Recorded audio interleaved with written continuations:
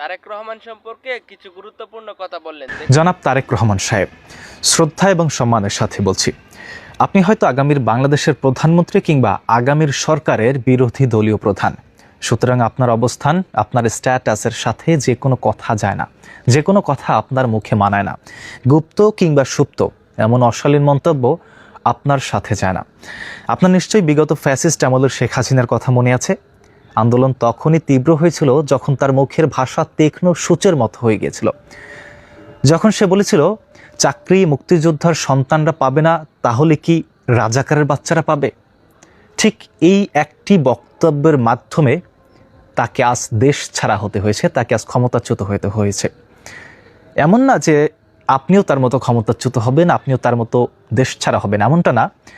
তবে একজন দলীয় প্রধান, হয়তো ভবিষ্যৎ প্রধানমন্ত্রী কিংবা ভবিষ্যৎ সরকারের বিরোধী দলীয় প্রধানের মুখে এমন অশালীন মন্তব্য ঠিক যায় না, ঠিক মানায় না।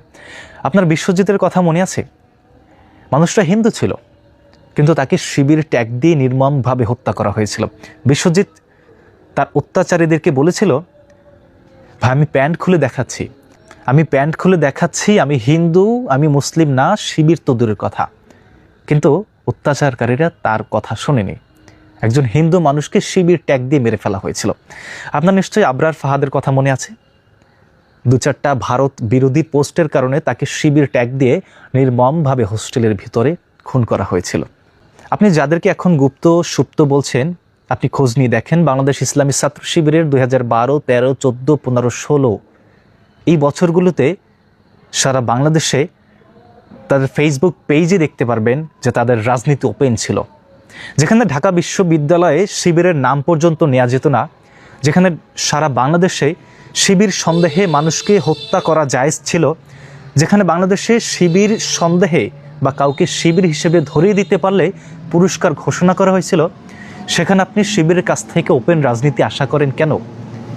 শত সহস্র হাজারো মায়ের কোল খালি হতে? আপনি যাদেরকে গুপ্ত কিংবা সুপ্ত বলছেন, তারা বিগত দিনে ওপেন রাজনীতি করেছে, কিন্তু আপনি দেশে ছিলেন না। আপনি বাংলাদেশ থেকে চলে গিয়েছেন মুসলিকা দিয়ে, বাংলাদেশে কখনো ফিরবেন না, বাংলাদেশের রাজনীতিতে কখনো প্রবেশ করবেন না, এই শর্তে আপনি বাংলাদেশ থেকে চলে গিয়েছেন।